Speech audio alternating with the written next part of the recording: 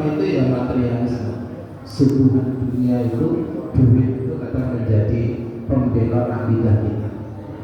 Kemudian yang terakhir adalah hedonisme, budaya hidup berlebih-lebihan.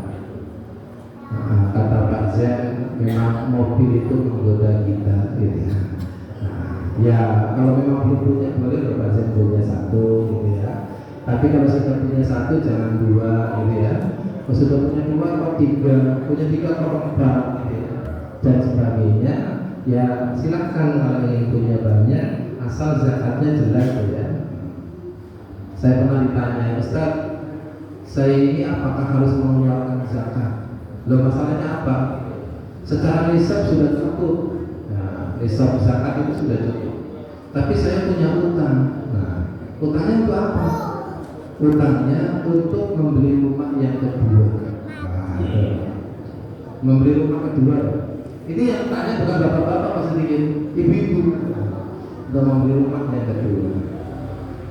Terus, ya kan saya bayar utang. Apakah saya harus mengeluarkan zakat? Tetap mengeluarkan zakat. Saya katakan itu. Kenapa? Karena utang yang kedua itu bukan kebutuhan pokok. Kalau kebutuhan pokok untuk rumah pertama, kebutuhan pokok untuk kendaraan pertama, untuk makanan anak-anak kita, untuk apa ya? Itu untuk sekolah anak kita. Nah itu dikeluarkan itu dulu. Nisabnya dihitung dulu. Sekarang nisab ini berat apa itu? Gaji guru, gaji ini, kecuali gaji dewan dan bupati yang masih cukup ya. Atau direktur apa itu masih cukup. Tapi kalau gaji guru yang hanya 3 juta, 4 juta nggak cukup Bapak Ibu. 5 juta saja nggak cukup. 5 juta kali 12 hanya 60 juta. Sekarang emas itu 1 gramnya itu 2 juta lebih. Kalau dikalikan 85 gram ketemu berapa Bapak Ibu? 160 dan 180. Sulit Bapak Ibu untuk mencukup nisab. Jadi kita nyaris tidak berzakat hanya sedekah karena tidak cukup nisab. Kecuali direktur, ya saya ketahui direktur rumah sakit Aisyah itu lumayan Bapak Ibu. Direktur apalah atau dewa atau bupati itu lumayan Bapak Ibu. Itu seandainya sebulannya 20 kali 12 220, sedangkan nisabnya emas tadi 180-an, masih dia wajib zakat. Maka cara mengeluarkan zakatnya tentunya adalah setelah dikurangi pokok-pokok tadi, sisanya namanya ada kita gajinya setahun itu 220 juta, dikurangi pokok anaknya, seperti anaknya apa itu seret gitu ya. Selain rumah kedua itu nggak dihitung. Maka kemudian itu sisanya tinggal 30 juta atau 50 juta, maka 50 juta itulah yang dikalikan 2,5%. Jadi bukan semuanya. Nanti kapan-kapan kita akan belajar itu ya. Bapak Ibu yang saya hormati, kemudian akidah itu prinsip yang selanjutnya meneladani Nabi Muhammad. Jadi kalau kita berakidah yang baik harus meneladani Nabi Muhammad, mengikuti Nabi Muhammad yang sesungguhnya. Jadi uswah hasanah pada Nabi Muhammad itu prinsip akidah kita. Dan yang selanjutnya, akidah itu menjauhkan diri dari akhlak tercela. Apa yang kita bicarakan di 4 kalau negatif, berperilaku jelek juga dihindari, akhlak tercela. Kemudian yang terakhir Bapak Ibu, prinsip akidah itu melakukan segala sesuatu dengan yang lebih baik. Yang lebih baik itu namanya ihsan. Ya, maka Ibnu Taimiyah itu menggambarkan tingkatan agama Islam itu Islam naik iman, naik ihsan. Ihsan itu yang tertinggi. Kira-kira dengan sampai ihsan apa tidak? Ayo, sampai ihsan apa tidak? Masih Islam, Islam naik iman, naik gitu. Mungkin satu saat ihsan tapi mudun gitu ya, mudun. Saya itu pernah membaca hadis Rasulullah tentang ajaran agama Islam ini, yaitu hadis yang dibawa oleh Umar bin Khattab. ketika Rasulullah sedang duduk-duduk bersama sahabat mengakhiri materi saya. Ini masih pembukaan beberapa kita. Maka kita yang kedua nanti baru materi ini. Nah, ketika Nabi Muhammad duduk-duduk itu bersama sahabat, duduknya seperti ini. Kemudian ada seseorang Bayadut Thawbi, kelihatan dia bukan seperti orang jauh atau menempuh perjalanan jauh. Kenapa? Karena bajunya itu putih pekat, luar biasa. Kemudian Sawadus Syari, rambutnya itu hitam banget. Dan la yura min athari safar, tidak terlihat dia telah menempuh perjalanan jauh. Nabi Muhammad tahu, tapi sahabat tidak tahu. Apalagi Umar bin Khattab juga tidak tahu siapa dia. Datang begitu, duduk persis di depan Nabi Muhammad. Dan jengkolnya dia dengan jengkolnya Nabi Muhammad itu ketemu. Kemudian orang itu meletakkan tangannya di paha Nabi Muhammad. Dan Nabi Muhammad tahu karena udah berkali-kali. Nah, akhirnya dia bertanya, ya Muhammad, akhbirni anil Islam. Wahai Muhammad, beritahukan saya tentang Islam. Kemudian Nabi Muhammad menjawab, al-Islamu an tashhada billah wa an tashhada bi Rasulillah wa an tuqima shalah wa an tu'tiya zakat wa an tasuma Ramadan wa an ta'udjal baita man istata'ta ilaihi sabila.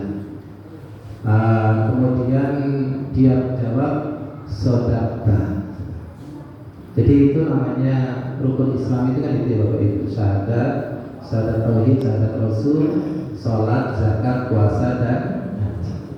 Kemudian orang tersebut membenarkan, sodaqta, benar kamu ya Muhammad. Ketika bilang sodaqta itu, Umar bin Khattab sempat terkagum-kagum. Karena dalam hadis itu dikatakan ajib itu, saya terkagum-kagum. Orang ini bertanya tapi dia telah membenarkan sendiri. Itu yang mesti hebat kalau itu. Akhirnya meneruskan pertanyaan yang kedua, ya Muhammad, akhbirni anil iman. Wahai Muhammad, beritahukan saya tentang iman. Apa jawaban Nabi Muhammad?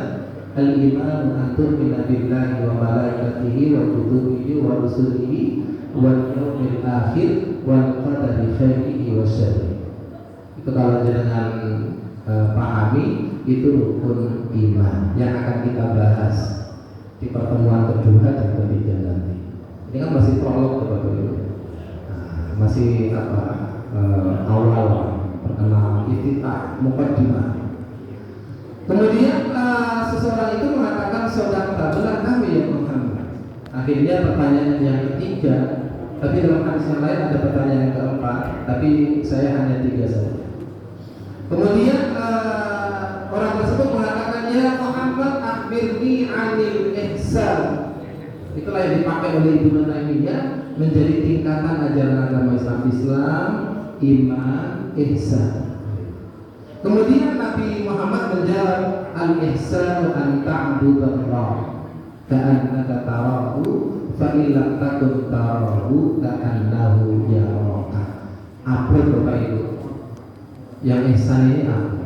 Kita disuruh tampil melaksanakan ibadah atau aktivitas apapun seperti kita sedang melihat Allah. Kalau kita nggak mampu melihat Allah, seperti Allah sedang melihat kita. Coba dengan sholat itu seperti Allah, seperti kita melihat Allah. Kira-kira sholatnya itu asal-asalan apa tenang? Kira-kira kita sholat sambil ngantuk atau sambil tidak ngantuk?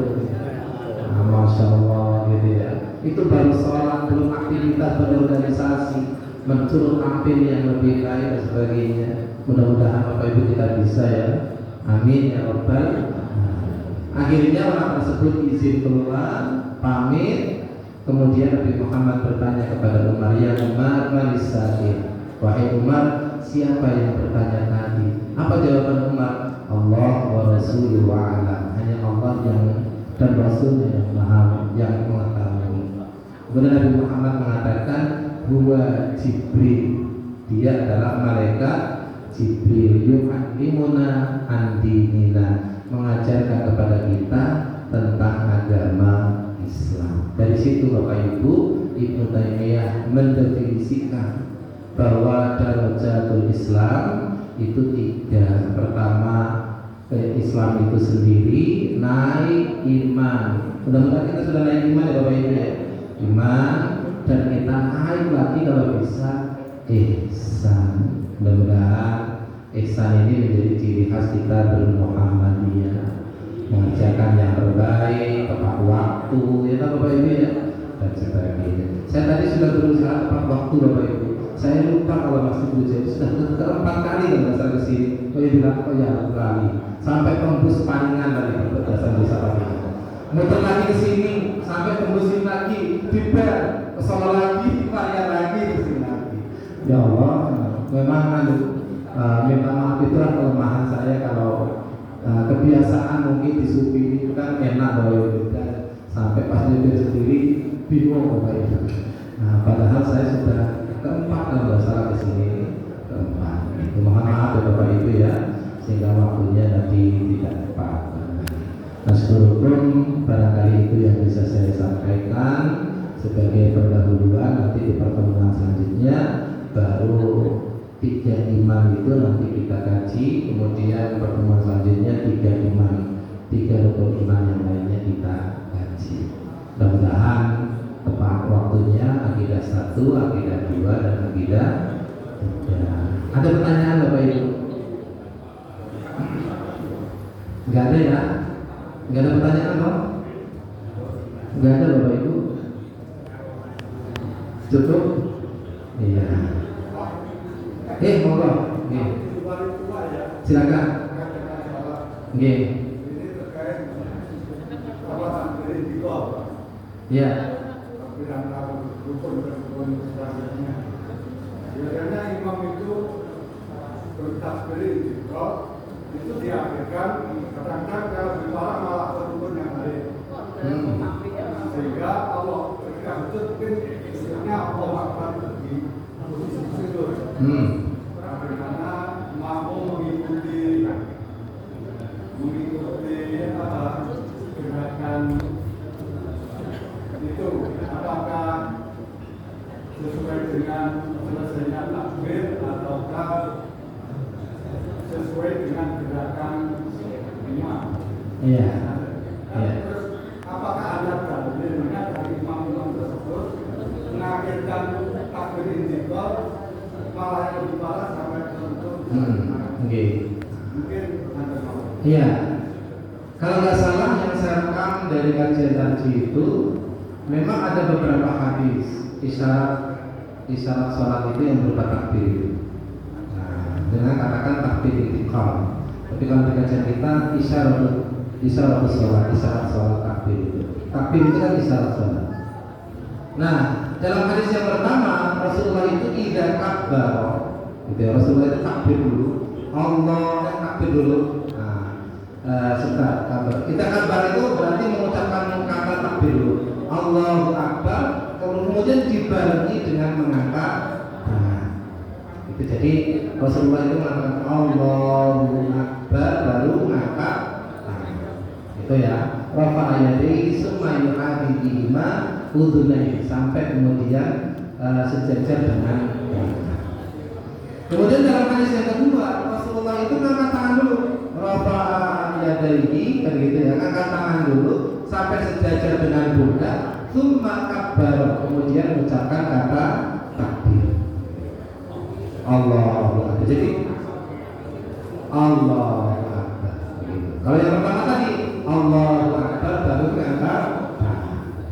Kemudian hadis yang ketiga iftatahat takbir salat ina, gitu ya. Jadi tak salat itu dimulai dari takbir, dan itu dibarengkan dengan kita mengangkat tangan, gitu ya. Berarti kita ada 3 redaksi hadis. 1, mengucapkan takbir dulu mengangkat tangan. 2, mengangkat tangan dulu baru mengucapkan takbir.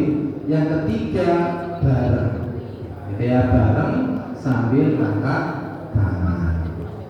Ketiga-tiganya sahih Bapak Ibu.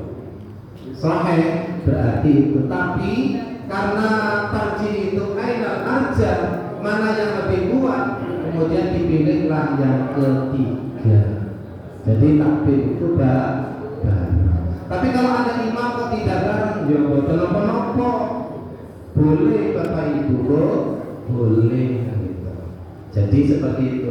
Terus makmumnya kapan mengikuti imam? Imam biar selesai takbirnya dulu. Bukan tangannya Bapak Ibu, tapi suara takbirnya itu selesai. Allahu Akbar, baru dengan ikut. Sami Allahu liman hamidah, baru dengan ikut. Betul Bapak Ibu ya? Kalau di Masjid Nabawi dan Masjid Haram, ketika imamnya bilang Allahu Akbar, ada Bilal yang mengajak kita dengan suara keras. Allahu Akbar, nah itu dengan baru ikut. Kemudian Sami Allahu liman Rabbana wa lakal hamd, gitu ya. Saya ingin mengikuti sana tapi karena suara saya tidak baik begitu. Allahu Akbar, Allahu Akbar, gitu. Itu ketika bilangnya Allahu Akbar itu, karena kita tidak ada bilang, ya sudah biar imam selesai dulu. Maka Bapak Ibu ya, biar kita cepet-cepetan dengan imam. Maka Bapak kira-kira takbiratul ihram apa takbir secara keseluruhan? Takbir secara keseluruhan. Padahal kan definisi takbir itu takbir antara rukun satu dan rukun. Iya, isyarat takbir tadi kan, takbir secara keseluruhan. Dengan pindah itu kan diisyarati dengan takbir, gitu. Diisyarati dengan takbir. Itu menurut ulama fikih namanya takbir intiqal. Tapi sebetulnya dalam kajian kita itu isyaratut takbir. Jadi pindahnya gerakan itu diisyarati dengan takbir. Tapi saya pernah mendengar dari Ustaz Ami. Iya. Itu takbir itu ya harus takbirnya itu antara sebelum sebelumnya. Iya. Sehingga ketika takbir itu sudah masuk ke rukun selanjutnya, meskipun takbir itu sunnah itu tidak sempurna.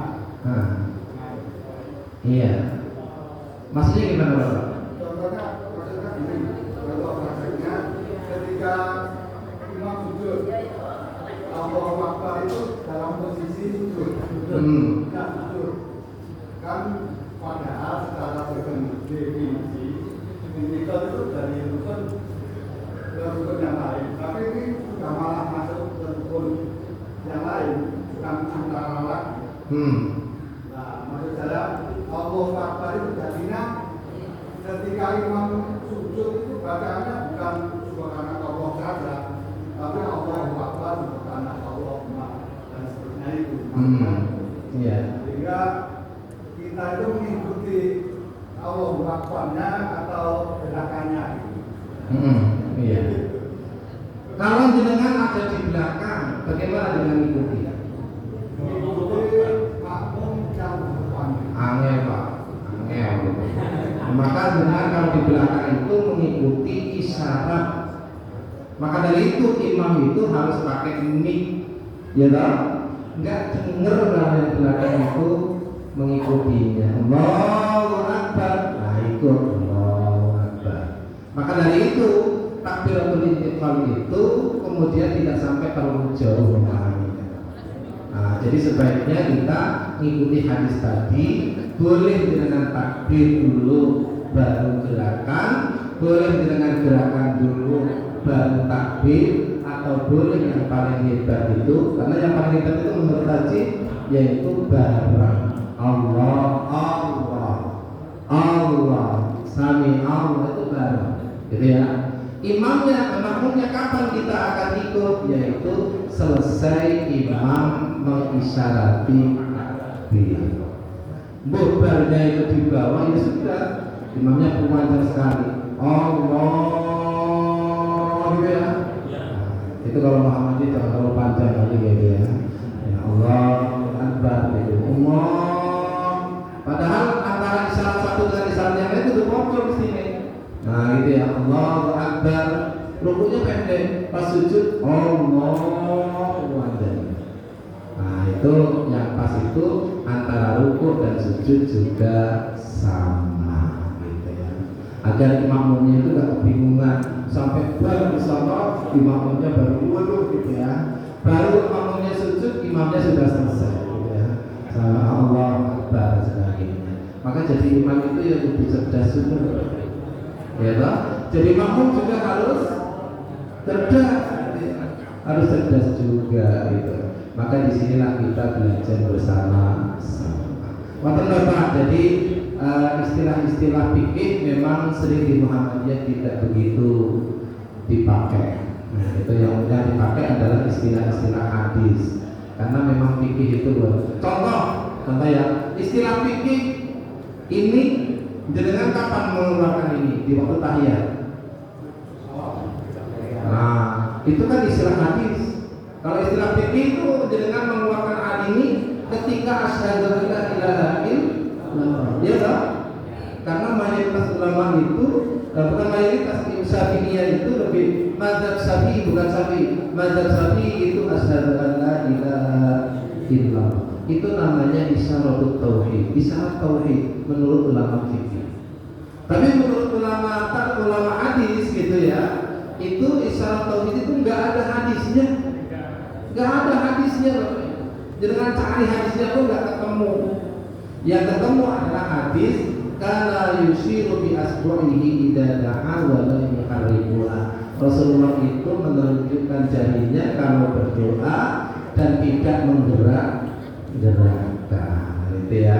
Jadi itu namanya isyaratul doa. Jadi kalau mau doa dengan begini. Khatib itu kalau mau doa begini gitu ya. Pimpin doa itu begini. Ini namanya isyaratul doa. Kira-kira itu Bapak Ibu. Mohon maaf kita diskusi pokoknya. Perkara nanti kurang pas kita diskusi lagi gitu ya Bapak Ibu ya. Sehingga kita punya pelajaran kita yang benar bagaimana menurut hadis Rasulullah Sallallahu Alaihi Wasallam. Cukup lebih 10 menit loh. Jangan khawatir pulangnya nanti telat di rumah gitu ya.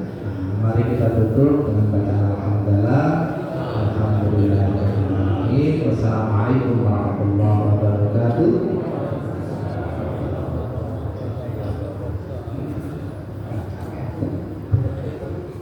Alhamdulillah kita mau kajian saking Ustaz Sarif Hamzah. Mungkin nanti kajian berdoa satu tambah ilmu menolak kajian sehingga kasih tambah ilmu menolak kajian sakit melakukan ikan satu perintah pun lebih maupun ikan satu kawinan pun.